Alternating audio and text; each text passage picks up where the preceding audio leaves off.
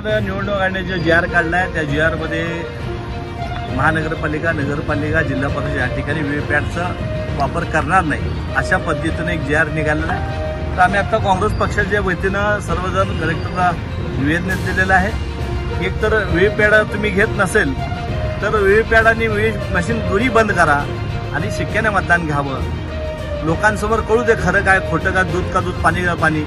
एकतर हे मशीनच्या द्वारा मताची चोरी करतात, त्यामुळे आता त्यांना भीती वाटू लागली आहे। त्यामुळे व्हीव्हीपॅटचा ह्या ठिकाणी पूर्ण व्हीव्हीपॅट बंद केलेला आहे। तर आमची मागणी पूर्ण अशी आहे की व्हीव्हींग मशीन बी नको, व्हीव्हीपॅट बी नको।